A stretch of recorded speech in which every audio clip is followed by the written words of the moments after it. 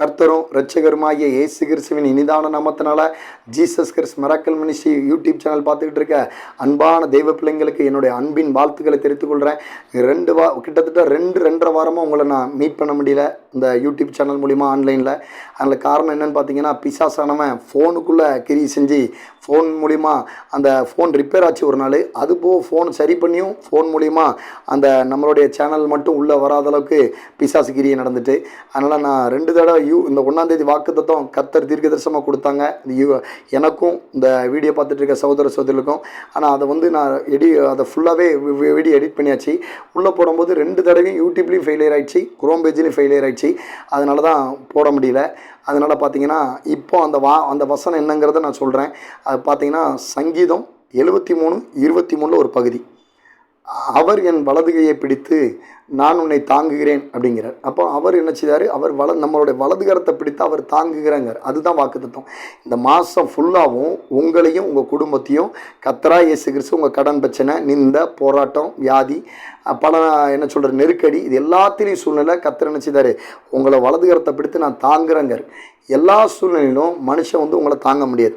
அம்மா அப்பாவோ கணவரோ மனைவியோ, இல்லைனா மனைவி இல்லாமல் இருக்கக்கூடிய கணவரோ, இல்லை கணவர் இல்லாமல் பிள்ளைங்களை வச்சுட்டு கஷ்டப்படுற மனைவிமாரோ, உங்களை எல்லா சொந்த பந்தங்களும் உங்களை தாங்க முடியாது. ஆனால் கர்த்தர் என்ன செய்தார்? உங்களை எல்லா சூழ்நிலையும் தாங்கக்கூடிய ஒரே தெய்வம் கர்த்தராகிய இயேசு கிறிஸ்து தான்.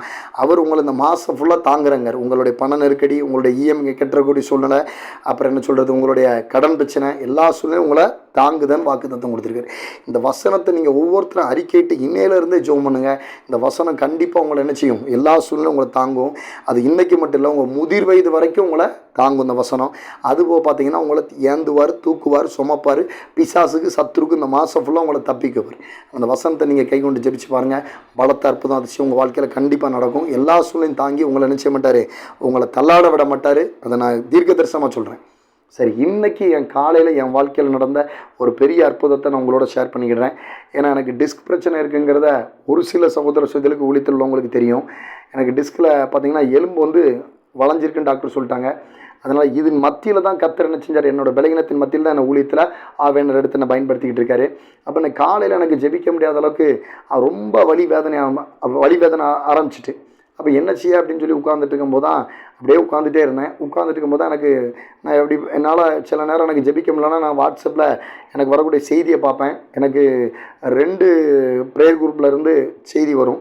அப்போ அதில் ஒரு ப்ரேயர் குரூப்லேருந்து நான் பார்க்கும்போது எனக்கு ஒரு வசனம் 1க்கு 2 தடவை அந்த வசனம் வந்துச்சு. அதை நான் ஸ்கிப் பண்ணி விட்டேன். அது என்ன வசனங்கிறத நான் இப்போ படிக்கிறேன், கேளுங்க. 2 கொரிந்தியர் 12:9. அதற்கு அவர், என் கிருபை உனக்கு போதும், பலவீனத்திலே என் பலன் பூர்ணமாய் விளங்கும் என்றார். அப்போ அந்த வசனம் வந்துச்சு. இந்த வசனத்தை நினச்சி ஸ்கிப் பண்ணிவிட்டு நான் ஜெபிக்க ஆரம்பிச்சிட்டேன்.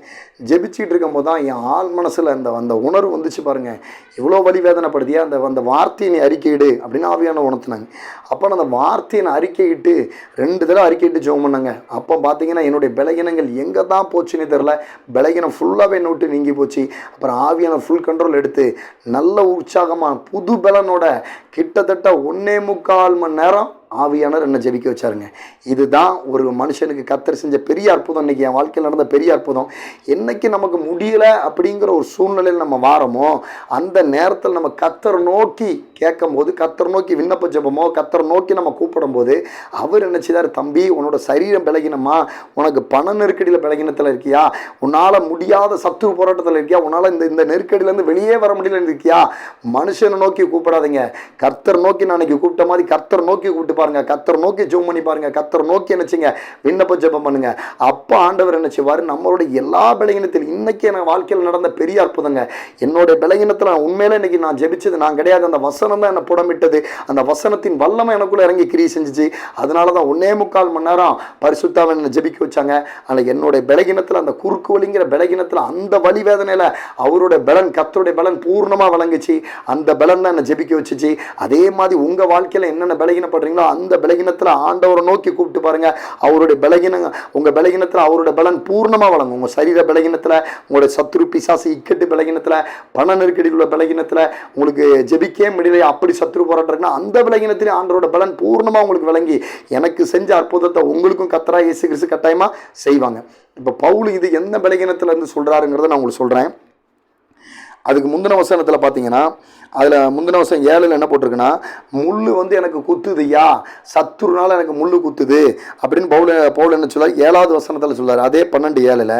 அதுக்கு அடுத்தல பார்த்தீங்கன்னா, அதில் 8ல் என்ன சொல்றாருன்னா, அது என்னை விட்டு நீங்கும்படி நான் 3 தரம் கர்த்தரிடத்தில் வேண்டிக் கொண்டேன்.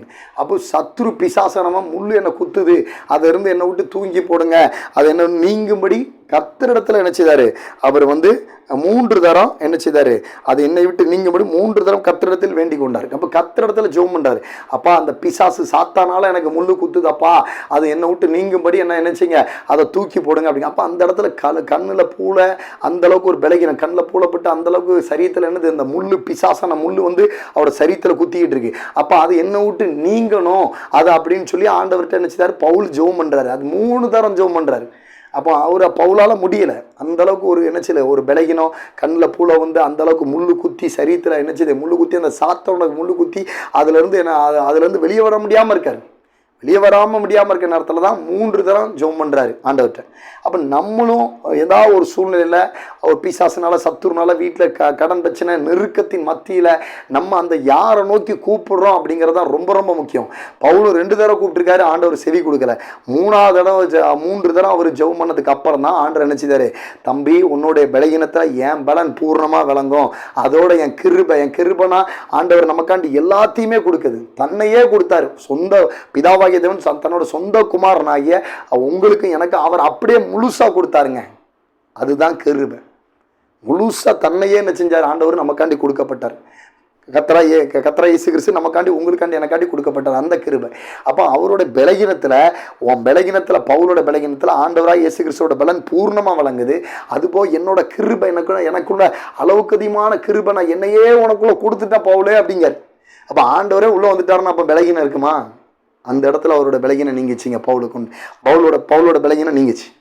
அதே மாதிரி இன்னைக்கு என் வாழ்க்கையில் என்னுடைய பலகீனம் நீங்கி கர்த்தரோட பலன் பூர்ணமாக விளங்கினதை இப்போ வரைக்கும் நான் உணர்றதுங்க. இப்போ வரைக்கும் நான் இருந்த காலையில் இருந்த பலகீனத்துக்கு இப்போ வரைக்கும் நான் படுக்கலை, எந்திரிச்சேலேருந்து படுத்திருந்தோமா படுக்க முடியாத, படுத்தா கூட வலி வேதனை இருக்கக்கூடிய வலி, அந்த வழியில் நான் இந்த அளவுக்கு நின்றுக்கிட்டு இருக்கேன்னா அவரோட பெரிதான கிருபை. அவரோட கிருபை எனக்கு ஆழமாக அளந்து கொடுத்தார். இன்னைக்கு அந்த கிருபையை ஃபுல்லாக கொடுத்துட்டாரு. அவரோட பலனை எனக்குள்ளே ஃபுல்லாக கொடுத்து என்னை பலவானாக்கி நிற்க வச்சிருக்காருங்க. இந்த அற்புதம் உங்கள் வாழ்க்கையில் நடக்கும். அதில் கர்த்தரா இயேசு கிறிஸ்து ஒவ்வொருத்தரும் விசுவாசிங்க. அவரை என்னைக்கும் அவரை விட்டு விலகிறாதீங்க. அவர் உங்களோட இருக்கும்போது உங்களுக்கு எல்லாமே நன்மைக்கு எதுவாக தான் போகும். உங்களுக்கு நான் தீர்க்க தரிசனமாக சொல்கிறேன், அவரோட வார்த்தைக்கு நீங்கள் கீழ்ப்படிஞ்சு அவரை மேலே ஃபுல் விசுவாசத்தை வச்சு பாருங்கள், உங்கள் வாழ்க்கையில் சகலம் நன்மைக்கு எதுவாக தான் நடக்கும். தீர்க்க தரிசனமாக சொல்கிறேன். கர்த்தர் தான் இந்த வார்த்தையின் மூலமாக உங்களோட கூட பேசியிருப்பாங்க. நீங்கள் கர்த்தரால் ஆசீர்வதிக்கப்பட்ட தேவ ஜனங்கள். கர்த்தர் கிருபை உங்களோடு இருப்பதாக.